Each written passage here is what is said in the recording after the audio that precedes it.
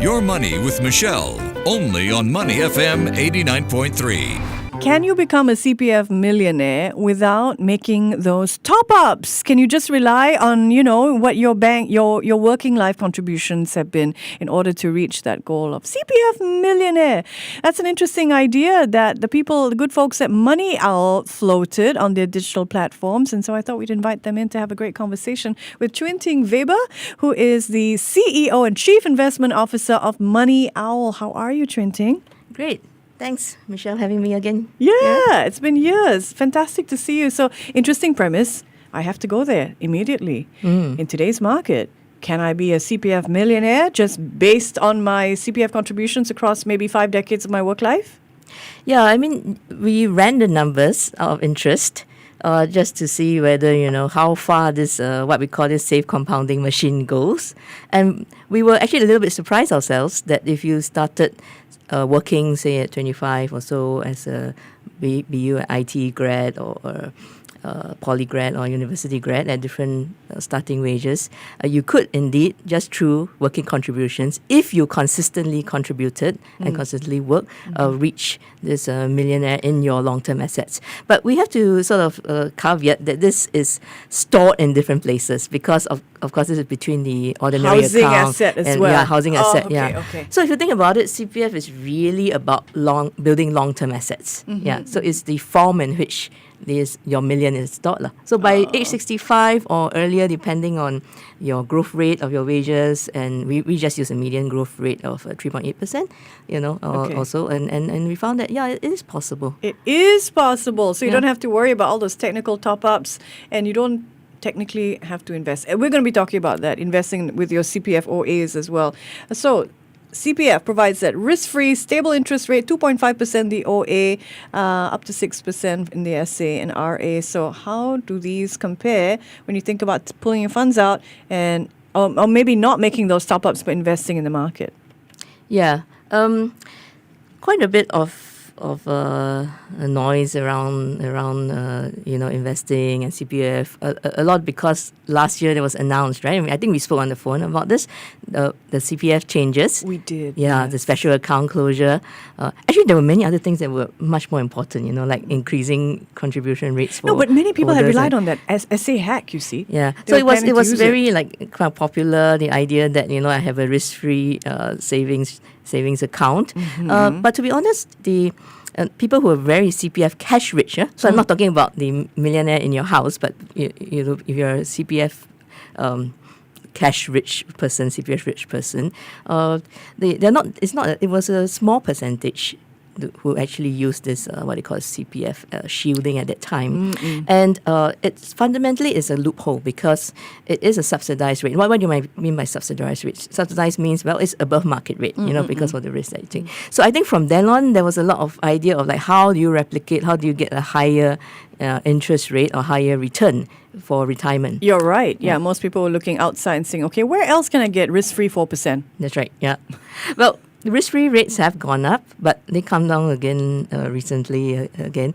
Yeah, so I think there's a lot of idea. Okay, why don't we take some risk and invest? Because maybe 2.5% in the OA is not good enough. I think most people have accepted that you shouldn't invest your SA, right? Because at those hurdle rates of 4%, and what you can invest your SA in is actually gives you a return that's below that, so it doesn't make sense. Yeah, it doesn't make sense.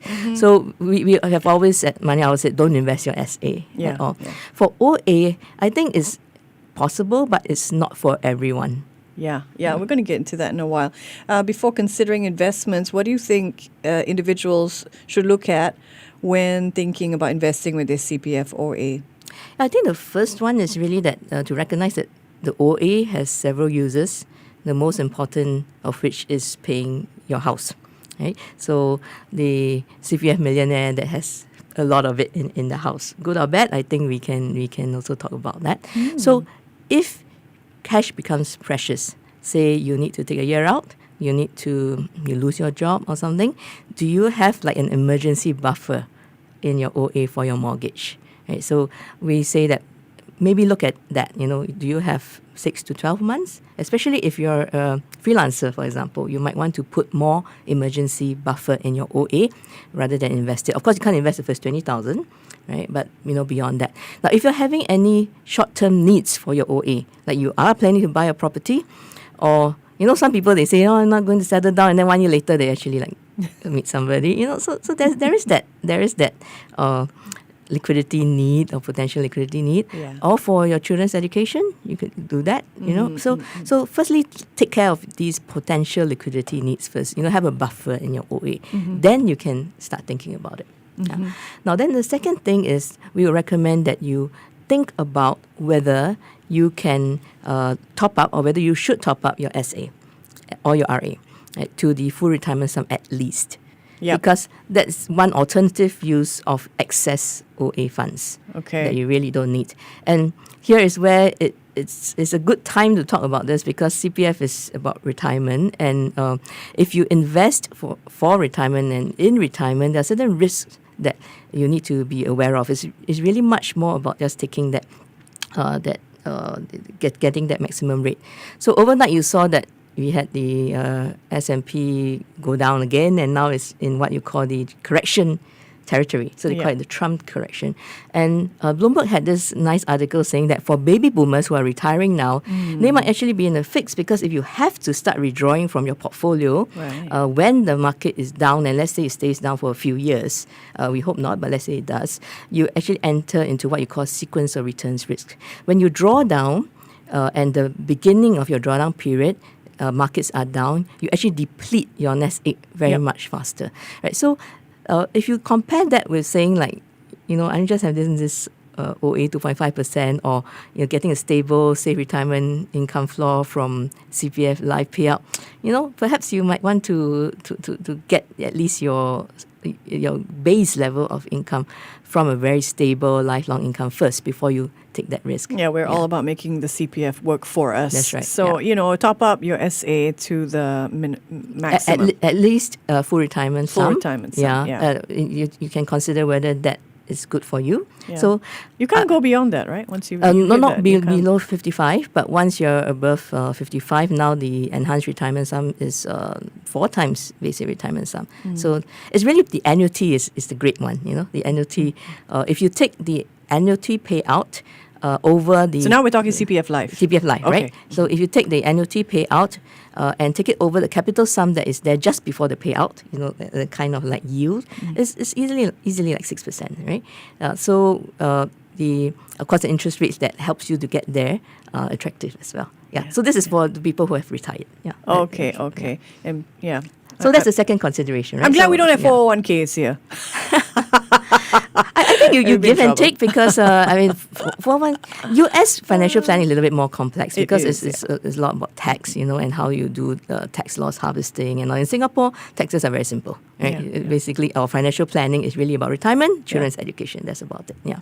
Recently there was this talk about a financial company, and they said people were gaming the air mile system, and that's why they had to stop the drawdowns. We won't talk about that company in particular, but when I looked at it, I thought, Singaporeans gaming the system. Actually, it's Singaporeans thinking maybe this is a great way to rack up my air miles. I'm going to go for it. Maybe. People seeing it's a great thing, and, We love a bargain, right? We do, So if someone's saying, listen, I want to be able to invest with whatever assets I have, including my CPF-OA, what kind of portfolio should they consider? Yeah, I think the first thing is, so I went through the 2 sort of conditions, right? First is that your liquidity, your mortgage payments, you need to have a buffer. Second one is that have you considered the SA or RA top-ups? Okay, let's say you have considered those things, right? Okay. Then the what kind of portfolio? Firstly is you must have a time horizon for the type of portfolio that will give you the return that can comfortably beat 2.5% for it to make sense, right? Yeah, so what kind of time horizon are we talking about? The time horizon is, I would say, about 8 to 10 years. Right? So that means you must be able to stay invested, assuming you're not yet retired, for 8 to 10 years. And why is that so? Because, markets go up and down, like they've been going down recently and all that. If you don't have that time horizon, you need to liquidate those funds, then you might be forced to liquidate them today, tomorrow, and that will be capital loss, right? Yeah. So you need about 8 to 10 years to be able to take the kind of risk that has 40 to 60% equities. Okay. Assuming the rest is in bonds, this kind of portfolio can give you maybe about reliably kind of 5 plus or 4 between 4 to 6%, right? Then it makes sort of sense, yeah, because your hurdle rate is 2.5. So firstly, time horizon of 8 to 10 years for that kind of portfolio when you are investing before 55 years old. But of course, you must have the risk appetite, because just because these have been the historical returns doesn't mean that you're going to get them, right? Yeah. So you still have to have that risk appetite to potentially take the loss if that doesn't happen. 40-60% portfolio. 40 to 60% equities, yeah. Yeah. Kind of like a balanced fund. You know, balanced fund is like kind of the universal portfolio, 60% equities, 40% bonds, yeah. You haven't changed the allocation, even with like a diminishing rate environment. No, because I think it's too... well, first we had a very low yield environment. Everyone said 60-40 is dead, and then now we have an increased rate environment, and the increased yield has caused bonds to go down. Then people say 60-40 is dead, but we haven't seen enough evidence of it being dead yet. Yeah, so it sort of works well. The fundamental rule still stands in your book. All right. Did you want to add to that? Yeah. So the last one is, of course, your investing approach, right? Because I say 60% equities, it doesn't mean I pick 5 equities. I pick 5 stocks, and then bonds I go and pick this and that. This is a globally diversified portfolio that has your best bet, and it should be your low cost as well.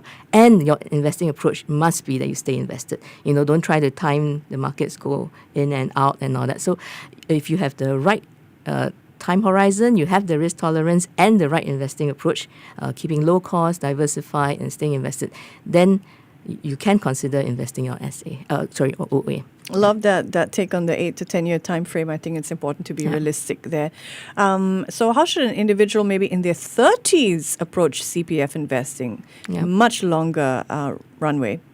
I think same ideas, right? So assuming that you've taken care of those things. But I think for persons in their 30s, they probably need to really think about whether they would want to use that money for a house. Like most people don't really buy the house at 25 nowadays, I think.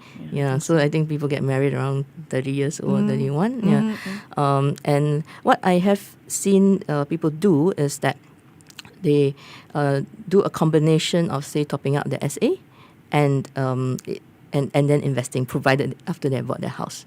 So we think that's quite a good idea. So we have a kind of rubric that says that maybe you should invest 5% into 5% of your cash, right, or your income in general, to top up your SA on top of the working contributions, so that's like locked away for retirement, and you can do another 10% in investments.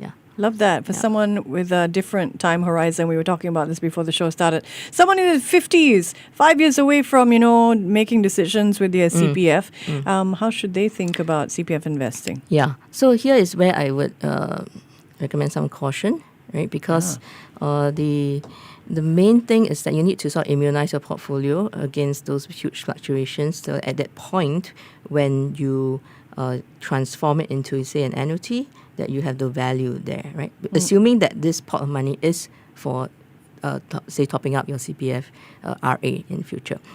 If it's not, then again, you need to know when you are starting to draw down. If you are starting to draw down or using the drawdown approach, like a withdrawal rate approach, then you should not invest in anything riskier than, again, a balanced portfolio, a 60-40. Globally diversified. That's right. Yeah, because I'm not sure if you heard of the 4% withdrawal rule. For a total return portfolio to function, there's a rule of thumb that says that if you draw 4% plus inflation, a 60-40 portfolio actually works quite well in lasting about 30 years of retirement. So you shouldn't take more risk than that, because it's really quite volatile as a near retiree. Yeah. So do you think enough people understand CPF Life to factor it into their retirement planning? I think increasingly, the CPF board has done quite a lot, and we think that people understand more and more of it. But it's probably still not enough, because there are, let's face it, CPF is not the most straightforward. I think there are many options. Yeah, there are many options. CPF Life, options. when you take the money out. That's right. At what age? That's right. Different levels of, that full retirement sum and then enhanced retirement sum. I think that's a misnomer, actually, because for most people, full means full.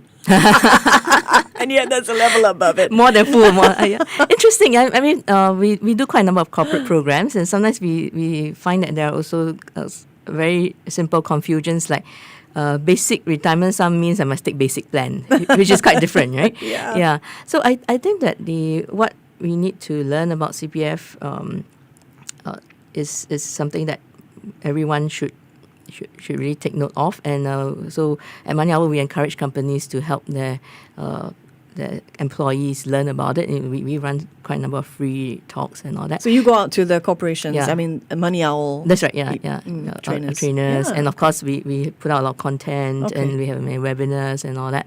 We just did one actually on CPF last month. And I think, but if of course you can read things on our website, but we just want to give a very simple rule of thumb for people to consider, which is that let's get at least full retirement sum. Let everyone have at least full retirement sum. Right? And you need to relate what full retirement sum is to the payout that you're going to get. So if you have full retirement sum, and whenever we talk about full retirement sum, basic retirement sum, it's always of the 55-year cohort. Right? So every year that changes. So if you have full retirement sum at 55 years old today, which is, I believe, $213,000, then 10 years later, you get a CPF Life payout of about 1,700 or so. Right? In today's dollars, it's 1,004. It's not it's not luxurious. I think it's sufficient for a basic lifestyle, and we encourage that everyone to aim for that at least.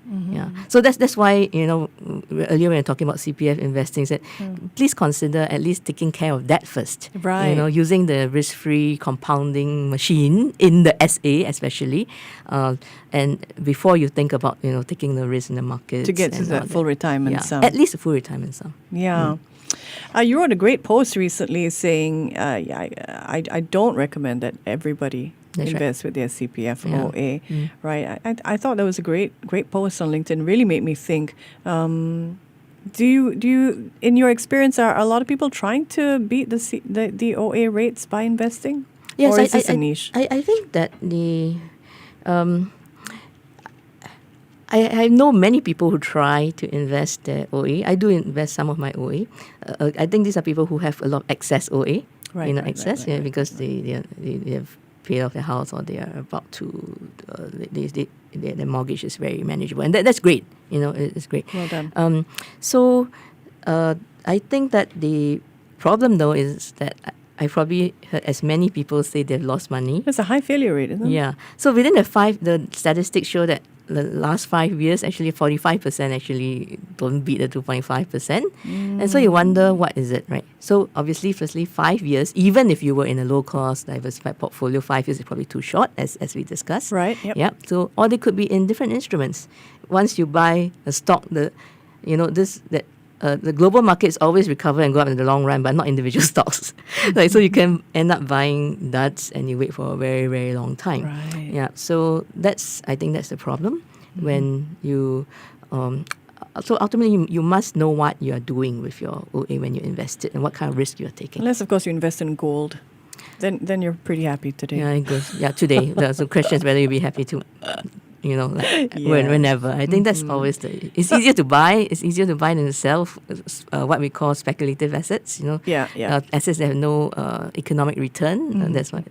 I mean, some people say gold is not speculative, but what I mean is that with stocks and bonds, you have an economic return, and you are investing in actually the global enterprise, right? Global economy. Yeah. So that's why we have certain confidence in these classes of.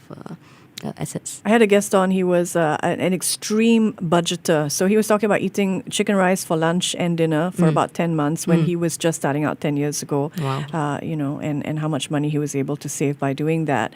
So later on, I had lunch and I sent him a picture of my chicken rice, and he said, "How much was that?" And I said, $18. And he said, I could have got 5 plates at my hawker center. And I said, please tell me which hawker center this is where I can get chicken rice for $3.50 because that would be great. Some people might feel with inflation, they might feel pressure to do more with their CPF-OA funds. How can they assess inflation risk and whether or not inflation is a strong enough reason to take on this investment risk? Yeah. So I would say that on the surface it would seem so, but I think 2 points. Firstly, the inflation is something that happens now. Your investment returns take time to materialize, right? Yeah. So the second point is that you need to look at your whole portfolio. Just because not everything in your portfolio needs to be inflation. Your cash, for example. Yeah, you need cash. So if you need that liquid cash, you're not going to invest it, right? Because you're going to need it tomorrow. You're going to need it next month. You can't afford what has happened in the stock market, for example. Yeah. So again, it boils down to what do you need your OA for? What is your time horizon? Yeah. So I think inflation ultimately is one of those risks we can't totally take away, and especially in the short term, the best way to mitigate inflation is really what your guest said. Look out for the good deals, tighten your belt, and look at your expenses. Sometimes it's I'm not sure it's really chicken rice. Sometimes it's like penny wise, pound foolish. Yeah. Explain that. Yeah, I like that. Okay, so I think there's certain when it's crisis time, be it COVID or inflation, you need to take a look at your expenses and where the big buckets are. I think one area is, for example, insurance, right? Yes. So some people are they're not overinsured, they're just overpaying for insurance. So Yeah. take a look and see whether you can restructure that. Take a look and see whether you really need that car.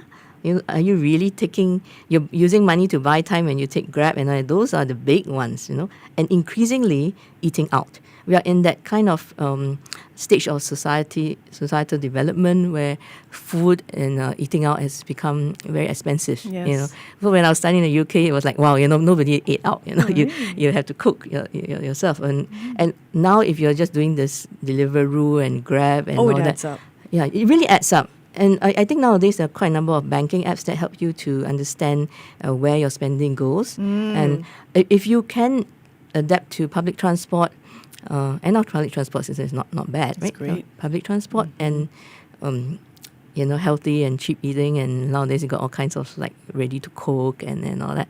Yeah, I think you would realize that your finances are structurally can be in much better shape, and that can help you control your own inflation rate. What we can't control is how long we live, though. Yeah. When I bought a house, I thought, oh, should I take this? Look at how many years left on the mortgage. I just know that I'm going to outlive this by 1 or 2 years and live to 100 years old. I just know that about myself, just to irritate myself. I'll outlive my mortgage. But with rising life expectancy, changing economic conditions, do you think CPF Life is, sufficient to provide for retirement security? Yeah. So firstly, CPF Life is the best hedge against longevity risk. So let's not talk about the level, but because it's a lifelong annuity, so for as long as you live, you will get that CPF Life payout, right? So of course, if you live at until only say 66, then the whatever is left in your RA then goes to your CPF nominees.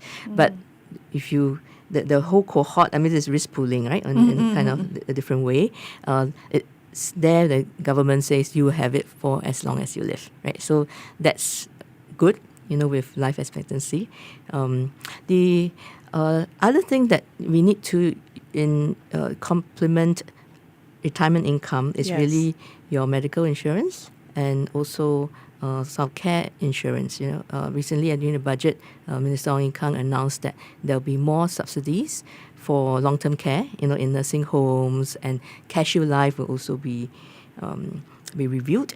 So you need to think about CPF Life as for living in both healthy retirement as well as in disabled retirement, and then think about CareShield Life or long-term care insurance as giving you the additional booster for disabled living. Yeah, so there's health span and there's ill span, the lifespan. So you need to combine these kind of instruments and look at it holistically, right? For that. Yeah, and of course for your house, you can monetize your house. Increasingly, we might need to. So the various ways of monetizing your home. That goes back to the first thing we talked about. Can you be a CPF millionaire just by working contributions? Yes, you can, but some of it will be trapped in your house. And that's the problem if you are just too asset rich and cash poor. So if your CPF Life payout is really only at basic retirement level, you need to find a way to eat your bricks, right? And there are some schemes there, not so ideal though, right? Not so ideal because you most of us would like to leave some legacy or age in place. There are schemes. Maybe those will be enhanced over time. Hope they will be. But for the younger folk listening, I think the lesson really is that save more and invest more in terms of cash, in terms of the pension part, and not just save it in the house. Yeah. So I think these are some of the things that we can think about for those who are about to retire. Maybe you do have to accept some kind of housing monetization if you are already like too deep in being asset rich and cash poor. But for the younger folk, I think there's still time to build up. You'll be surprised that the power of compounding is such that you don't need very much if you start earlier. I love talking to you, Chuin Ting. I feel so reassured all of a sudden when it comes to money. Fantastic to have you with us, CEO and Chief Investment Officer of MoneyOwl. You no longer sell direct financial products. No, we don't do any of Okay, that. great. Yeah. So the focus is just financial education. Education, impact, we'll develop programs, we'll develop solutions for groups as well in time to come. Well, great insights this morning. Thanks for being here. Thanks. Money FM 80.